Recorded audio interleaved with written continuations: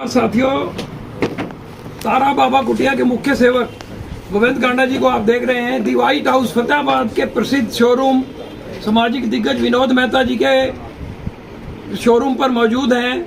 गोविंद कांडा जी किसी परिचय का मोहताज नहीं है। राजेंद्र खींची जी भी इनके साथ हैं और बहुत सारे लोग, श्रवणकार सभा के प्रधान कृष्ण सोनी जी भी इनके साथ हैं। हरियाणा जनादेश टाइम्स पर हम गोविंद कांडा जी से थोड़ी सी बातचीत करना चाह रहे हैं, क्योंकि गोविंद कांडा जी फतेहाबाद आए और फतेहाबाद के लोगों का उनका आगमन ना पता लगे, यह हो ही नहीं सकता।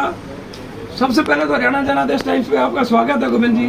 मैं सबसे पहले तो आपका स्वागत करता हूँ सत्याग्रह, और फिर मेहता जी का, हमारे बड़े भाई हैं, इनका आशीर्वाद है। ये समय समय पे बुला के जो मान सम्मान देते हैं, इनका मैं मान। गोविंद जी, चुनावों के दौर में आप नजर आए जी। मैंने एक वीडियो भी दिखाया, एक गांव का आपको दिखाया था, इधर पट्टूकला साइड का। मतलब उन्होंने कभी शक्ल नहीं देखी थी, सुना था। वो मतलब कांडा आ गया ना तो बीजेपी की बात बढ़ेगी, नहीं तो नहीं बढ़ती। तो क्या वैसा ही हुआ उस विचारधारा, जैसे अब बीजेपी की बात नहीं बढ़ी है? देखिए, मैं ये तो नहीं कहता, लेकिन हमारा फतेहाबाद और सिरसा जिला बहुत ज़्यादा इफेक्ट था अवामी कांग्रेस की, और लोग समझ नहीं पाए। और हालांकि जो भाई गोपाल कांडा जी ने और मैंने सिरसा में जितनी भी सभाएं की, हर सभा में हमने ये कहा था, ये झूठ का पुलिंदा है कांग्रेस, और कांग्रेस के बल्ले कुछ नहीं है। सरकार बीजेपी की आएगी और बहुमत से आएगी। लेकिन लोग, हमारे जो दो जिले, ये समझ नहीं पाए। आज वो लोग पछता रहे हैं, और ऐसी बात नहीं थी। वो तो देखो, एक पार्टी का विचारधारा है, पार्टी ने देखा तभी किसको टिकट मिली। मेरी किस्मत में अगर आपकी सेवा लिखी होती, मैं टिकट मिलती तो मैं जरूर बाबा तारा के आशीर्वाद से आपकी सेवा करता। और यहाँ की, मैंने तो पहले कहा था कि मैं राजनीति के मुआयने बदल दूँगा। और राजनीतिक, हम एक कांडा परिवार सेवादार परिवार है, हम यहाँ भी रह के आपकी सेवा करते हैं, सेवादार परिवार की तरह। गोविंद जी, राजनीति का कोई भी सिस्टम आपसे छुपा नहीं है। देखिए, वोट जनता डालती है।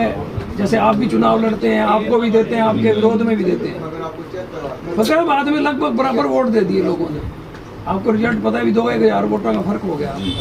अभी ना यहाँ काम नहीं हो रहे, तो क्या जिसने वोट दिया वो भी कष्ट भुगते? चलो, हमने नहीं दिए, मैंने सपोज कीजिए भी नहीं दिए, हालांकि हम बीजेपी को ही वोट करते हैं सालों से 5-6। अब फतेहाबाद में ना सिस्टम पटड़ी पे नहीं बैठ रहा। नहीं, ऐसा कुछ नहीं है। हमारे माननीय मुख्यमंत्री श्री नायब सिंह लगातार, पहले श्री मनोहर लाल जी ने भी कभी भेदभाव नहीं किया। सबका साथ, सबका विकास भाजपा का एक नारा है, और सबके साथ चल रही है। मेरे ख्याल से आपका यहाँ भी देखेंगे, अपने म्यूनिसिपल कमेटी, जिला परिषद, नगर परिषद, आप नगर परिषद में भी मेरे ख्याल से अभी काफ़ी पैसे पड़े होंगे। और यहाँ विकास कार्यों में भी कोई कमी नहीं है, और विकास कार्य निरंतर मेरे ख्याल पूरे हरियाणा में, अब चाहे हमारे सिरसा में भी नहीं है, लेकिन आज नगर परिषद में देखें तो मेरे ख्याल अभी 100 करोड़ रुपया पड़ा है, और लगातार विकास कार्य खूब चल रहे हैं।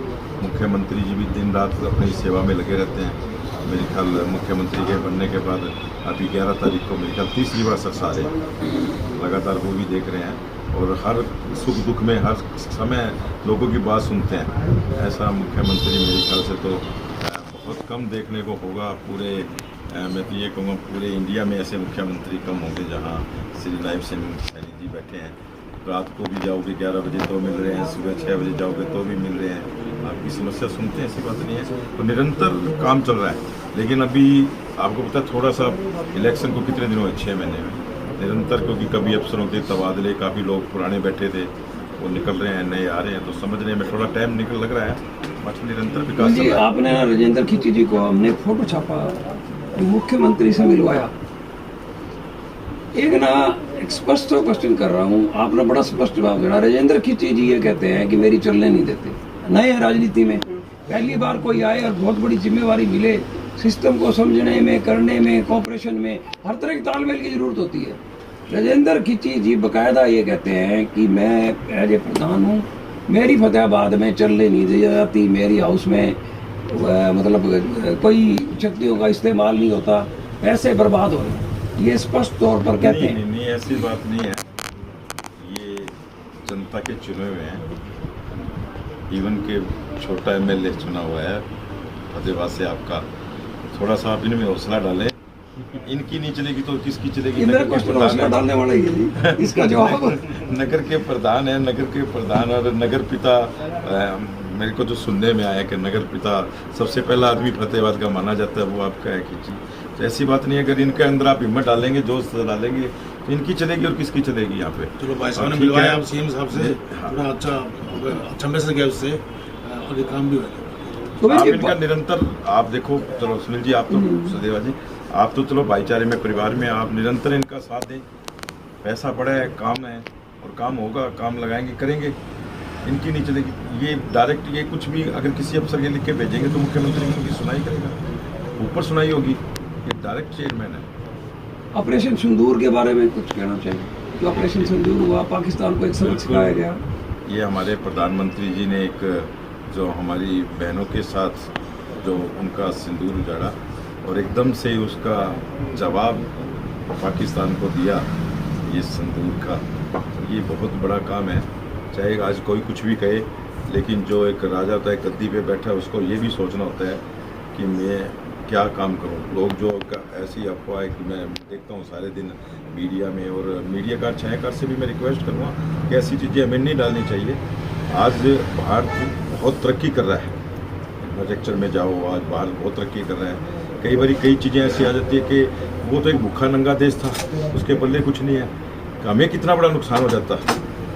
कई चीज़ें ऐसी आती है, वो एक जो बहुत बड़े पद पे बैठा होता है उसको सोचना होता है। आज हमारे घर के जो मुखिया, उसने सोचना है मैंने घर कैसे चलाना है, मैं किसको क्या करूँ, तो वो तो बहुत बड़ी चीज़ पे बैठे हैं। अब उसका हमें कहीं ना कहीं आज अपना भारत प्रोग्रेस की तरफ चल रहा है, कहीं ना कहीं बैक आता है, कोई मंदी आती, कुछ ऐसी चीज़ें चल पड़ती है, लोगों को एक भावना होती है युद्ध हो गया, युद्ध हो गया, तो ऐसी चीज़ें नहीं है उनके पास। तो वो तो भूखा नंगा देश है भारत, उसके पास क्या था पाकिस्तान का, क्या है। गोविंद जी, एक्सरसाइज से संबंधित क्वेश्चन पूछ रहा जी, हूँ कि लोग तो कहते हैं ना भी कहीं थोड़ी दूर से कई चीज़ बर्दाश्त करते हैं, आपके ना एक बीच में सड़क है सिर्फ, और आपकी फायरिंग होती रहती है रोज, डेली वहाँ से फायरिंग होती रहती है, उसको कैसे सह पाते हैं?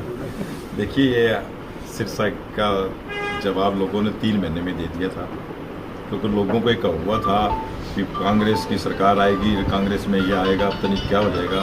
एक लोगों की सोच जो, क्योंकि 10 साल से भारतीय जनता पार्टी राज कर रही थी, लेकिन प्रदेश बहुत सारा समझदार है कि भारतीय जनता पार्टी के हाथ में सुरक्षित है, उसी के हाथों में दिया प्रदेश को।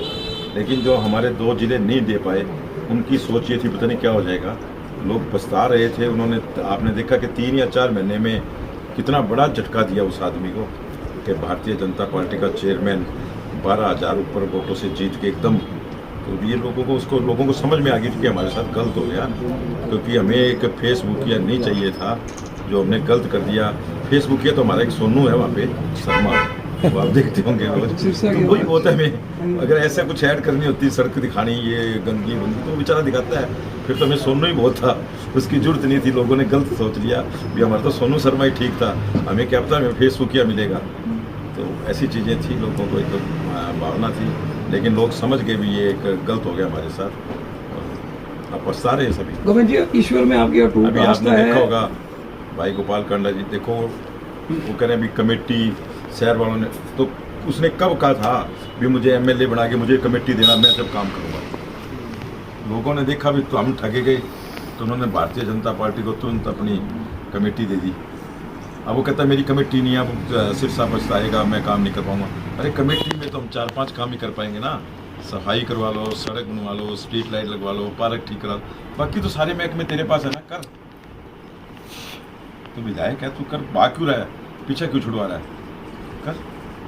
तो लोग समझ गए ये फेसबुकिया है हमारे, तो मोनू शर्मा ही ठीक था, वही बढ़िया, वही काम देते हैं। गोविंद जी, मेरा लास्ट क्वेश्चन है, लोगों को यूट्यूब नहीं चाहिए था। आपने ईश्वर में आस्था रखते हैं, जैसे आपने कहा भी मेरी सेवा लिखी होती तो मैं जरूर करता, क्या फतेहाबाद पे आपकी निगाह है? भगवान से आप प्रार्थना करते हैं कि मेरे को फतेहाबाद का विधायक बनने का मौका आगे मिले, ऐसी कोई प्रार्थना करते हैं? देगा करेगा। Thank you. मैं निरंतर, मेरे पास कभी भी आप पूछो, प्रधान जी आते हैं या मेहता जी मेरे पिता के समान आते हैं, तो आप पूछो इनसे कि कितना मान सम्मान हम रखते हैं फतेहाबाद से, कोई भी आ जाए। पूछो आज क्या बात है। Thank you. अभी 1 घंटे पहले ही फोन मेरे को रतिया में बताया कि मेहता जी चाय पिलाएंगे, मैं कहा बिल्कुल। यही होता है क्या।